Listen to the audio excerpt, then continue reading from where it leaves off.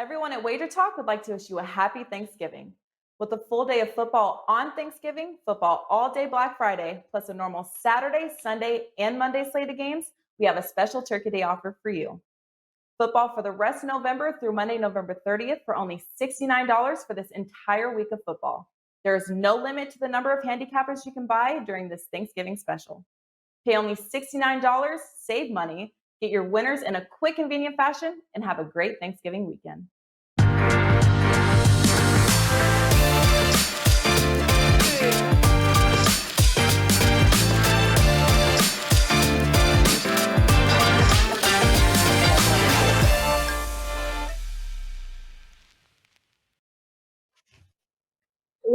To a special Thanksgiving edition of Bet On It. It is Monday. We are filming early, so bear with us. Lines can change given certain situations and, of course, COVID protocols per usual of the 2020 NFL season. I even dressed like a pilgrim for you guys. You should be super excited. All jokes aside, let's bring in our guys.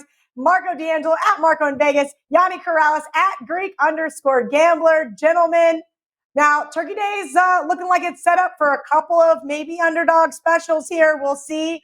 I wanted to first touch on things in regards to the time frame of the Monday morning. And I know this is going to be a Thursday morning game, but this is going to be kind of a different show than we normally do. We do have a teaser special for you, and we will be giving out our opinions on the games. But again, bear with us. We're filming on Monday, so things can change. And then, of course, we'll be back per usual with our regular show on Wednesdays for the rest of NFL Week 12. Marco, I'm going to start with you. I have the WagerTalk odds screen up currently. Detroit looks like about a 2.5-point underdog over at the Westgate. It is juiced minus 120 if you want to bet the Texans, which kind of tells me this one could be headed to 3. Total 51.5. Let's just be honest here. Detroit looked terrible against the Panthers on the road. How they were a road favorite is beyond me. PJ Walker sliced and diced that secondary, and it was I early on had this one as the Lions in a pick'em situation, maybe -1 at home. I did think the Texans were going to beat the Pats, but I'm kind of shocked to see now the Texans open as a 2.5-point favorite here. I do think we wait because it does get to 3. Your thoughts on the Thursday morning game? Yeah, Kelly, I agree with you. When we get to game day, where most of the people will be betting this game is on game day, it will probably get to 3. And this is the classic example when we break this one down. You know, no team is as good as their best game, nor are they as bad as their worst. And we saw the absolute worst from the Detroit Lions. And I know that's a big statement because they've got a large sample size of bad games to draw from, but that was just absolutely ugly on Sunday.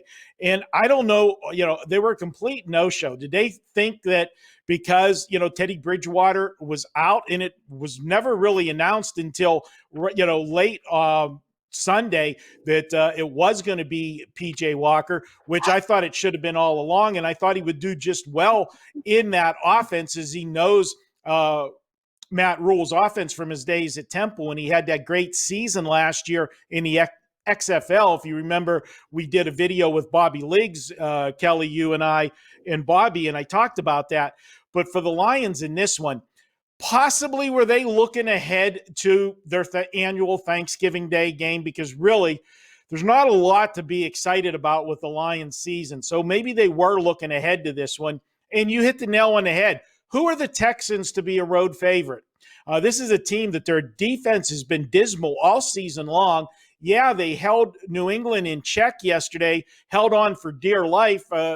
New England had an opportunity to tie it late, couldn't get the job done, but we've seen that New England offense struggle numerous times this year. Until Sunday, Detroit didn't struggle offensively. They were able to move the football in all of their games. It was the defense that was the problem. For this one, I think you're going to see a lot of points scored. You're playing in perfect environment. We don't have to worry about weather. Stafford, after a bad game, and he did say it did have nothing to do with the thumb injury, the performance yesterday. So against this Houston defense, I think he'll have some success. And I know that the Houston offense will score points as well. I've got it Detroit 31-28, Kelly, which based on that number gives us a lot of opportunities for plays. Obviously, I know you like the teasers. I do as well. They are definitely a teaser candidate. And if I'm playing this game, I'm definitely not playing the under. That's fair. I like it. Thanksgiving games are always fun. There's always upsets and exciting stuff to watch. VR, I know that you had mentioned on our Monday Night Football edition of Bet On It, you haven't bet anything. You kind of went on a really nice educational piece regarding, hey, these wise guys, these sharp guys are betting later and later and later. And you said, I have nothing to give on Thanksgiving, but I disagree. I think you bring so much to the table. I know that you don't have a specific pick here, but I'm curious to see how you feel like this game breaks down. Here's what stuck out to me the most in this game, that as soon as you saw a little bit of money come in on the dog, Detroit, you saw money come right back on the Houston side. As far as the teaser, it would make sense if it stayed at 2.5 and Dallas stayed at 2.5. You could tease Washington and Detroit. You get them up both through 3 through 7. But with both of these lines going to 3, that's off the table. It's unnecessary. So, you would just be looking for reasons to find bets. It wouldn't make sense to me is what I'm trying to say. Here's the thing. I mean, should Houston be a road favorite? Probably. Again, their record isn't better, but I think their analytics are a lot better, and especially when you look at the season Deshaun has had. Watson's been on fire, man. I think 4 or 5 of his last games, he's had over 100-plus QBR. Great touchdown to interception ratio. But if you can't stop anyone defensively, your offense is going to have a lot of troubles. I think that's the problem with Houston, letting up close to 300 points so far this year. So Detroit will probably be able to score on them again, man. I don't want to waste anyone's time. I don't like this game. It looks like Detroit is live because they looked so bad and Houston looked so good, but it's still the Detroit Lions, and you're not getting a lot of points with them. So, not a team I'm really vested to lay 11 to win 10 right now. No, I absolutely agree with that. And you're right. You just mentioned that looks like the Washington football team and Dallas is also headed to 3. I'm going to keep it with you here. Looks like 3 even money, some 3s across the board, but still some 2.5s offshore. Total 46.5. Now, VR, the Dallas Cowboys got it done for me. Point blank period, the end. I knew that you had mentioned that it was your steam game, that it was too many points, but I sprinkled a little bit on that money line, and it was almost no sweat. The Dallas Cowboys got it done. They showed that they could win a game, and now all of a sudden, with the Eagles losing yesterday, have a shot in the NFC East. I mean, let's be honest. So if they can beat football team here as a short home favorite, they could be kind of in the driver's seat to somehow make the playoffs, even though that whole division is just a dumpster fire. Your thoughts on the second game here, on if there's any value or if you think that the wise guys may come in on a certain side? Yeah, this side, I can tell you, it definitely looks like some steam came in on the under at 47, which isn't a surprise, with these two football teams. I know we talk about how bad Dallas is defensively, but they've had a run over a couple of weeks. Remember, against Arizona, Washington, and Philly, where they scored 10, 3, and 9 in consecutive weeks. And Washington's coming off a couple weeks where, they haven't scored more than 25, more than 27 the entire season. So I saw a little short money come in on the under. As far as the side, this is what stuck out at me, and here's why I haven't played it. I actually thought the wrong team was favored. Now, granted, you're going to make Dallas the favorite because the narrative is they're the better football team. I understand all of that. And lines are aimed towards the betting public when it comes to the NFL. But we're still talking about 2, 3, and 7 football teams. And Washington even has a little better point differential. Now, you could factor in one game over the other or level of opposition. But I think they're very, very comparable. And we know home field advantage doesn't exist this year. So with this line going up to 3, that's where it doesn't make sense to me, because it looks like line values on the Washington side, and to see it moving up and not see any sharp money come in and take that 3 yet is what worries me. But that line climbing up worries me. Yeah, that makes sense. Marco, look, the Bengals was my only loss yesterday in a teaser. I had the Bengals from 2 to 8. Joe Burrow goes down, and that was all she wrote. I think that on the flip side, that's going to be the narrative here for the football team. Well, they only won because Joe Burrow tore an ACL. So your thoughts on this second Thanksgiving game? Yes, Kelly, thanks for bringing up that painful memory of the Cincinnati teaser yesterday, because I had them hooked in several as well. Didn't work out well for me when he went down. And remember, when he did go down, the Bengals were leading the game. Okay, so for people to make that assumption is understandable, saying that Washington may not have won that game if he didn't go down. But here's the thing. If you've watched the Washington, almost called them that other name, the football team, they've gotten better since Alex Smith has taken over. They have more stability at quarterback. He came in 3 games ago in the Giant game and started the last 2. They're moving the football better. Now, what's that done for the Washington Red? Almost did it. I did it there. What it's done for the football team is it gives them confidence that they don't have to rely on this defense solely anymore, which the defense has played good for them all season long. And it's only going to get better for them. Why is it going to get better? Because now Washington stays on the football field longer on offense. They have more sustained drives. If you have more sustained drives, you play fewer defensive plays, which is going to make the defense even better. This team can put a pass rush on, and they can get to the quarterback. Let's talk about Dallas. They looked great yesterday, and we were all on them. All 3 of us were on Dallas last week. That was my barking dog. Gianni had him as the steam game, and it was the perfect storm for them. Why? They were coming off the bye week. Andy Dalton was coming back. And I know when Andy Dalton played the couple games before he got injured, he didn't look good. But remember, he was still learning the offense. Now he's had all those weeks to watch them play. Then he had 2 weeks to take snaps and reps, and he had his best game as a Cowboy. Will that carry over this week? I'm not ready to buy into that. I think Washington's the better team. And I agree with what VR said, that you could have made a case for this game to be a pick'em, instead of it being 2.5. And I think the 2.5 is solely based on you're getting an artificial home field advantage here. Kelly, this game, on a side note, we know we have big contests here in Vegas. The Circa Million contest everybody knows about, but they also have the big Survivor contest. And the thing that was different about that contest was Thanksgiving Day is its own week. And so many people at the beginning of the season, when they were planning their strategy, was saving the Cowboys to use as their play this week. That was a good thought process because you only have 6 teams. You got to take one of them.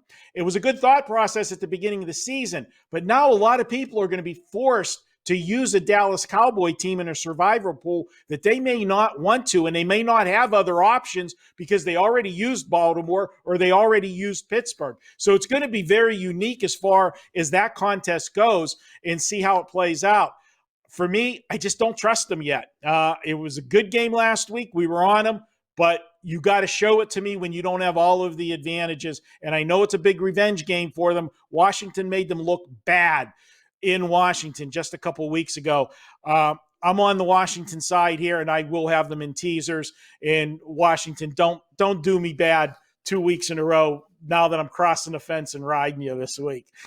You're right. You brought up the Survivor thing. And luckily for me, the big money Survivor League I'm in does not do that. There's going to be a lot of people having to make an ugly decision, whether they're on the Lions or the Cowboys. And even in the Baltimore Ravens Pittsburgh Steelers game, I don't know if I'd really want to pick a side there. This one opened 2.5, total 46. Now Pittsburgh up to 4 with our friends over at Circa, or you can get 3.5 over with our friends at the Westgate. Total 45. So some money looks like it's coming in on the under. Marco, I'm going to stick with you because this is your squad playing in a big rivalry game.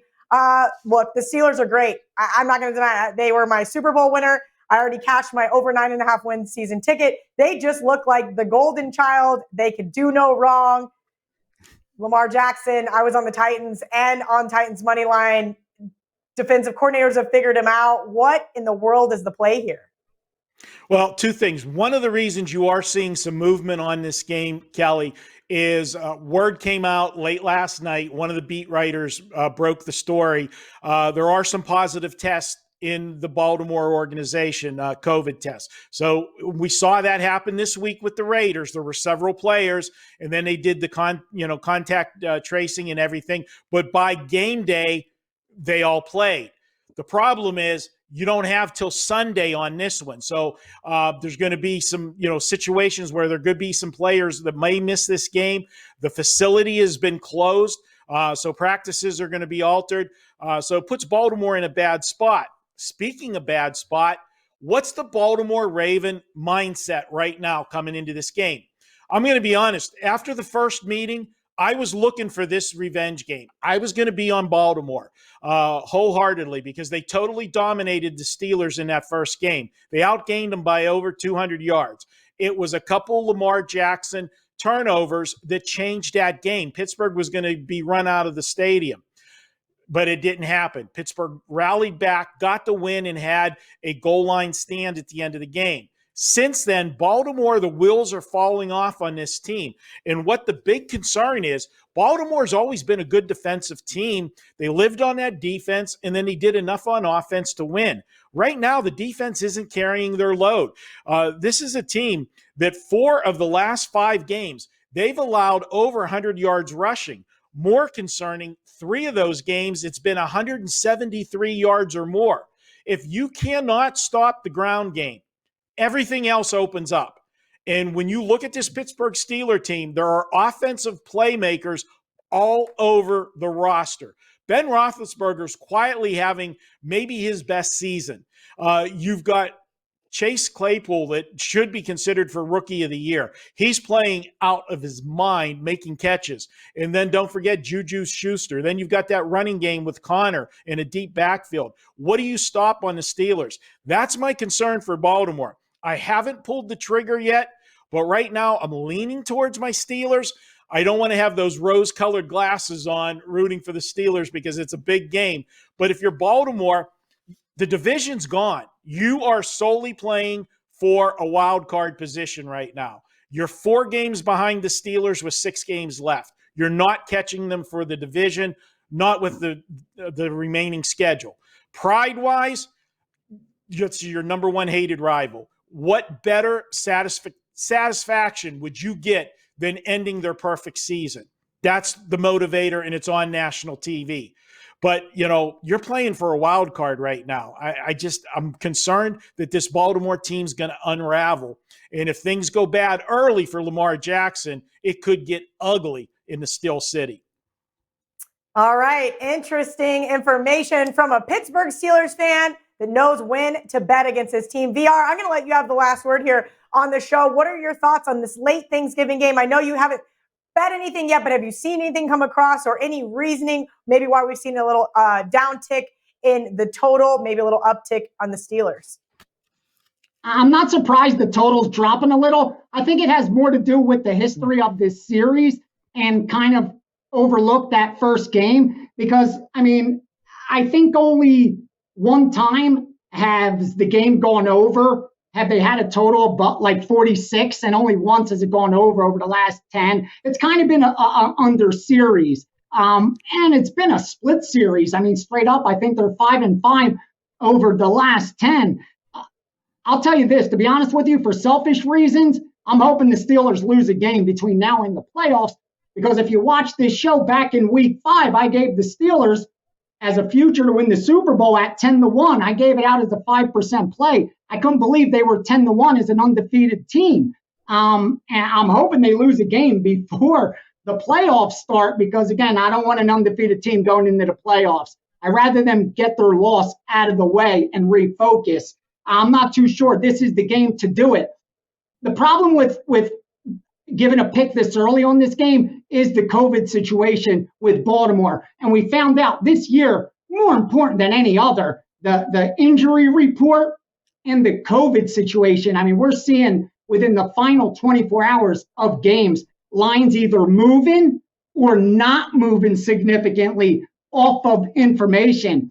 And a lot of this information is being used and lines are being manipulated on screen with the information, such as COVID, such as injuries. So you got to be really cautious and confirm some of that stuff.